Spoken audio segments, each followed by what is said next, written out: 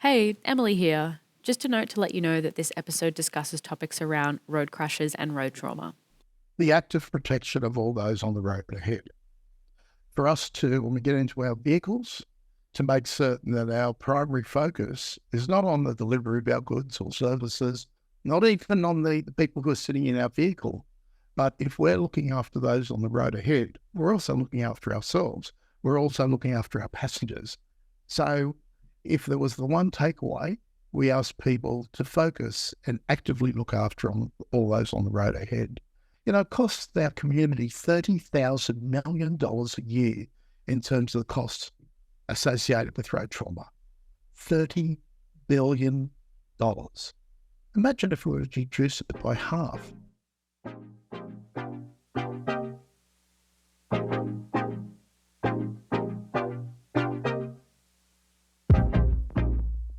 Well, Peter, thanks so much for coming onto the podcast to chat with me today.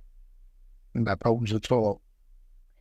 For those who don't know you, which I think is probably very few in this segment, could you tell me a little bit about yourself? So your name, your role, and the organisation you work for, and also what you are passionate about.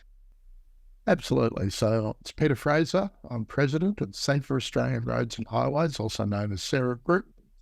My passion is road safety, and I've been working specifically in that role for about 12 years and full-time for about 7. Can you tell us a little bit more about the Sarah Group? So how did you get involved and road safety in general? Yeah, I was brought into the space. Well, I'll tell you a little bit about my background before I do. Okay, so going back over the course of the last 40 plus years, which makes me very old these days, I started off in human rights and social justice. I was Assistant National Secretary to a thing called the Australian Catholic Commission Justice and Peace. So social justice and human rights is the foundation of everything that I've always done during my life. But the majority of my work has been in compliance, in enforcement, in intelligence, and policy around all those. I got brought specifically into this space back in 2012 when my beautiful daughter, Sarah Fraser, was on the way to start university in Charles Sturt in Wagga Wagga. And we live in the Blue Mountains here, and I can remember saying goodbye to her on that day. I was actually a manager with Fraser Maritime Services, and I was going to be actually working down there the following day, and I was hoping that Sarah was going to stay with us so we could travel in convoy, etc. And she said to me, Dad, why are you worried? I've literally travelled around the world, backpacking, working where I could, working in orphanages and the like. She used to volunteer to help people. And anyway, so I was pretty rational, I've got to say, that thought that I needed to be with her. She's a 23-year-old young woman. But while I was at work, I'd headed down to Parramatta where I was working, and I was there between 8:30 and 12:30 for a managers meeting, planning meeting. But while I was in the meeting, Sarah, on her way down to start university in Wagga, her car breaks down about 8 kilometres south of the Big Dipper, for anyone who knows it, do a bit of driving on the Hume Freeway south of Mittagong. The problem was the road where she broke down hadn't been built to Australian road standards, and the emergency lane was only 1.5 metres wide. She was beside a barrier, and on the other side of that barrier was brambles, and so she physically couldn't get herself out of harm's way. She'd been there for about 3/4 of an hour when the NRMA came. They checked the vehicle, and they recognised that because the radiator had gone, they'd have to tow. Unfortunately, I left her there. And when a towie eventually came, about another 3/4 to an hour later, while he was hooking up a car, a distracted truck driver who was, he'd been on the road all morning and was heading back to where he lived at Marilyn. But unfortunately, this distracted truck driver wasn't looking ahead for more than 300 metres, and the NRMA agent who had his big headboard pointing with these arrows and flashing lights, and Sarah's vehicle with her flashing hazard lights. Unfortunately, he just continued driving directly ahead, probably keeping his vehicle in the between the rumble strips, and drove directly into Sarah and the towie, a father of 4, killing him firstly, and then killing Sarah and leaving her in pieces on the Hume freeway. I got a call from my youngest daughter, now Rebecca, who was particularly worried couldn't get through to Sarah, and I said to her that she'd be okay, should be people look after it. So I come out of the managers meeting and I turn on my phone, and the first thing I get is the voicemail from Sarah saying she'd broken down. She was crying. She said, Dad, cars and trucks are passing just centimetres away from me. I'm afraid I could get killed here. I tried immediately ringing back, as you can imagine, and it went straight to her voicemail. My now youngest daughter, Beck, started ringing me. She was in a panic state. She couldn't get through to Sarah. And I was saying she was fine. I'd spoken to my wife, and she said that the NRMA was coming to pick her up, and we paid for a thing called premium care. She was going to be taken all the way through to Walker. I get home that afternoon. I'd left work early, get home about 4:30, and there's a police car out the front, and my son's ute was parked around the wrong way, and I'm thinking, better tell Ben to turn the car around. I don't want him to get booked. And I walked downstairs only to hear screaming and crying, and I walked down here, these 2 police officers also crying, and I fell to the ground catatonic, saying she's only just broken down. I thought that was going to be the worst day of my life. The following day was, when my wife and I had to go down to Goulburn Morgue and identify my daughter behind it, and we couldn't go anywhere near her, had to identify her through a screen. And then we went back to where I had to go back to see where she was killed, and I saw this road hadn't been made to specification, and we deliberately put people in harm's way. It was choices. And I recognised that here's her blood still staining the Hume freeway, and my grief also turned to anger. How can we do this to people? The following day, which day 3 was Friday, and our family met in our grief. And my son, Ben, did something remarkable which changed my life. He said that we had to do something in Sarah's name. And there and then, at that very moment, he comes up with safer Australian roads and highways, Sarah. And the other thing he said is that we've got to get people to drive so others survive. That's now the theme of National Road Safety Week, and has been since we created it back 12 years ago. No one wants to be in the position that we found ourselves in. We realise that when you consider 1,200 people are killed every year, more than 40,000 are seriously injured. This is a true pandemic, but we know what to do about it. And I guess one of the things, because of my policy background, we've been able to influence what goes out on the roads and highways, both in terms of what happens with people, with organisations, and organisations and governments have joined up with us, not the other way around. And we've also been able to influence things such as changes to laws and the way we build our infrastructure. We're really proud of our work, but I wish I was never involved in this. And I'm contacted by people every week who want to talk about their loved ones, just so that they can speak to someone who's been through it and is still out in the public facing, basically. Yeah, it's a worthwhile cause that was unfortunately triggered by a very traumatic and sad incident, I suppose. Absolutely. My heart's broken every single day.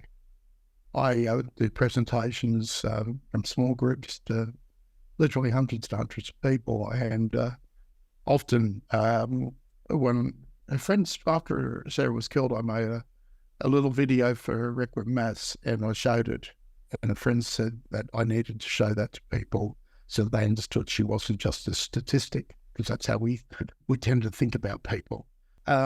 She's always just an instant away from me. And the reality is, since Sarah was killed, 14,000 Australians have been killed, and now 500,000 people have been seriously injured. But as I say, we know what to do about that. We've just got to get the political will, we've got to get the community involved so that we can get everyone home safe.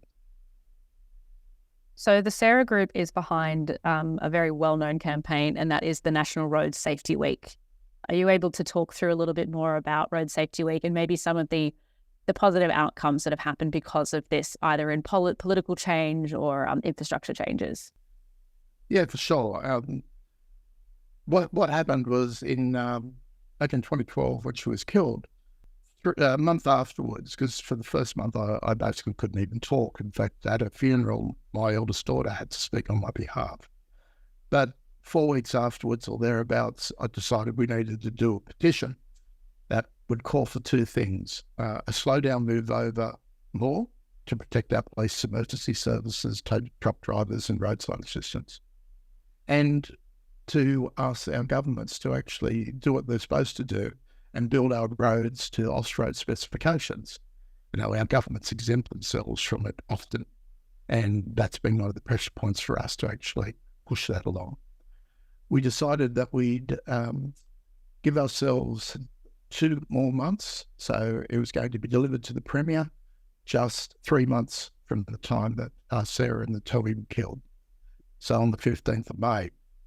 But what happened a couple of weeks earlier was that in fact, just about 10 days earlier, my wife said, we should recognise all those mothers who had lost someone, because we're coming up to Mother's Day as well. That Sunday, 3 days prior to us handing the petition. So she said we should do something, starting off on that Sunday at the time, the 12th of May. And she puts it out onto Facebook, and people then started to say, this is something we want to get involved with. And the other strange thing that had occurred, going back to when we were burying Sarah, I'd tied a yellow ribbon onto our car area. It was just that it was her favourite colour, nothing to do with road safety. But what then happened was that our community in the Blue Mountains, where I live, started doing the same in solidarity. And that would then spread. And as you're probably aware, in 2015, it became the national symbol for road safety, which of course we're incredibly proud about. But as we came into that first May, people started to become really interested in this family group who was then going to challenge what's going on our roads and highways. And when we came up to that, the 12th of May, that Sunday, that was the first time that we called it Yellow Ribbon Road Safety Week. And at that stage, it wasn't National Road Safety Week, it was just in New South Wales. But what happened the following year, in 2013, Queensland Motorways, now Transurban, said that they wanted to light the gateway bridges across the Brisbane River in yellow for this event that we created. It jumped over the border. It became National Road Safety Week. And since then, we've also had each of the Governors General involved writing statements for road safety. And indeed, we've now been very fortunate to have Governor General Hurley, His Excellency, write his latest statement. And my wife and I were very privileged to go down and have afternoon tea with the Governor General and Mrs. Hurley about 2 weeks ago. Very, very fortunate that we've got people who want to make a difference from the Governor General down. So that's how National Road Safety Week started. And of course, across the nation now, we've been very fortunate in that we've got governments, local governments involved. This year we launched in Tasmania. But we've also been really fortunate in that we also get state launches. And here in my own home state of New South Wales, Transport for New South Wales and the various ministers are pushing this Road Safety Week that we created. And indeed, for those people who live in New South Wales, one of our most important icons, now an international icon, is the Sydney Harbour Bridge being lit in yellow with our yellow ribbons at either side on the pylons. What it does is it allows the community to understand that this is a community issue. Yes, we've got to build our roads to Austroad specifications to protect everyone who uses them, but we've also got to ensure that we drive so others survive, that we're actively looking after those on the road ahead. And I think that's probably been the most important communication with the communities.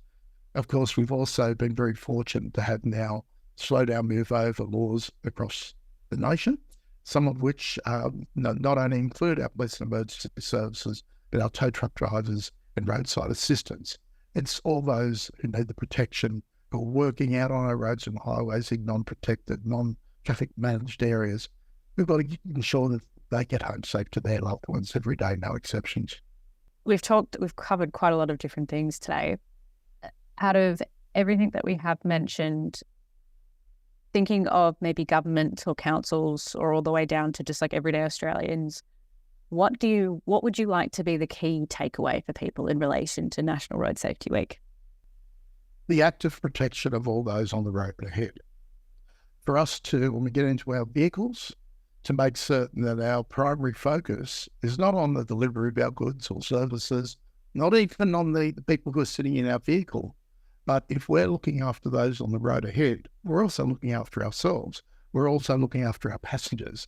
So if there was the one takeaway, we ask people to focus and actively look after all those on the road ahead. We hear so many stories of, let's use the example of our school kids, people flying through school zones. When there are kids active there, you think to yourself, how selfish have we become that we don't even consider how we need to care for each other. A couple of weeks ago, I was down in Melbourne for the Commonwealth Road Safety Conference, and Assistant Commissioner McFadden, who's the Assistant Commissioner of Highway Traffic Command here in New South Wales, was saying about how selfish our community has become. So it's about our needs, not the needs of those who are vulnerable on the road ahead. And I think that that's a really important takeaway. If we are to actively look after each other, then we can reduce those numbers. It costs our community $30,000 million a year in terms of the costs associated with road trauma. $30 billion. Imagine if we were to reduce it by half. It's just from the economic point of view. And I'm an economist and statistician. Started off in civil engineering, by the way. But you think to yourself, there's so many things that we can do together to make a difference, but we've got to change attitudes. We've got to change the attitudes of our road builders, our governments, to make certain we build them to at least a minimum of 3-star or better. They maintain them that way. But as I say, at the level of community, there's lots of things that we can do. I'm really proud of the fact that we've just kicked over, I think, 70,000 people who have made a pledge to look after those on the road ahead on our roadsafetyweek.com.au. And I always say to people, we don't take mobile phone numbers or email addresses. People are just making a pledge to themselves that that's what they're going to do. Some of our big trucking companies, in fact, we just had a couple of weeks ago, Toll Group come on. And, one of the things that I'm really proud where I see it around the country, when people have got those yellow ribbons on it, especially our stickers, the reflective stickers, they become moving billboards for road safety. So when other people who are driving up, if they've been distracted or if they're speeding, they're seeing these stickers, and it's a reminder to maybe slow down or get off your phone. Ensure you're looking out for those. Don't drive tired. Put your seatbelt on. There's some really basic things that can be done to ensure the safety of ourselves and of others. And so those yellow ribbons, Sarah's colour, as I always think of it, is now an incredible symbol for our whole Australian community. So if people wanted to maybe get involved with Sarah or connect and learn more, where can they do that? Well, these days I'm always amused that we've got websites, and a couple of them now. As I say, the very first thing is National Road Safety Week, so roadsafetyweek.com.au. The very first thing people can do is do that pledge. They'll be up there for at least the end of this month. It'll probably be extended as well. So they can take the pledge. That's very easy. They can talk to their own families, friends, loved ones, communities about why we need to look after each other. As I said, I find it extraordinary how is it that 14,000 Australians can have been killed since my beautiful daughter lost her life, and yet no one talks about it. Those who've been affected, it's impossible to speak out there in the public. Very few people can do that. I wish it wasn't me, but I realise that's a responsibility I have. But if we can get people to talk to their own loved ones about it for a start, just say why they want, everyone who's got kids, especially kids who are drivers, they can't rest until those kids are home. They hear that engine turn off. So that's something they can have a bit of a discussion with, as I say, with our wider communities as well. That'd be a wonderful thing to do.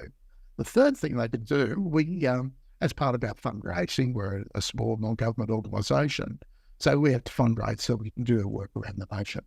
So one of the other things people may want to consider is going on to that roadsafetyweek.com.au and buying yellow ribbons, whether it's an actual yellow ribbon you tie onto your vehicle or a sticker to say, I'm here, I'm an advocate, ABSI, or even a champion for road safety. And so you can show other people that that's who you are. And one of the other things I'll mention for those being affected, when you see, firstly, if you see one on a vehicle, it means that they're an advocate. If you see two on a vehicle on either side of the rear window, it means they've been directly affected by road trauma. So, we also say when you see that, give people the space they need to be safe as they're driving along. The last thing that they could do is, as I say, they could also become part of Sarah if they so choose. They can contact us at our info@sarahgroup.org and they can become a member of Sarah. But we always say that's not the important thing. What's important is having that discussion with your friends, your family, and your community to talk about why we need to look after each other. That's the most important thing. Well, Peter, thanks so much for coming on and sharing your story, and also talking about the ways people can get engaged with National Road Safety Week and just road safety. I think in general, it's really, really important. Yeah, thanks for that. And look, I haven't mentioned all the various organisations who are supporters, including local government. One of the things that we're very proud of is our Yellow Ribbon Road Safety Councils, and because the focus was on Tasmania, there are 4 down in Tassie, which I think are worth mentioning. So we had Launceston City Council come on board, Hobart City Council just last week during National Road Safety Week. The 2 other councils, Glenorchy and also Break of Day. Break of Day, I've got to mention specifically because they've been able to lower the speed limit between Scamander and St Helens, probably about 30 kilometres, where state growth and Department of State growth, because of the danger of that road and the advocacy of council, has been able to lower it from 100 to 80 kilometres per hour in an area called from Beaumaris to St Helens. And that was one of the most dangerous roads you could imagine. And yet we've been able to actually say on a risk basis, we'll bring focus to it. And council has been very successful. So, there's lots of things that also councils can do. And at the end of the day, 2/3 of the roads across the nation are council roads. And if we start to talk about speed, we will be able to get people home safe to their loved ones. Every day, no exception.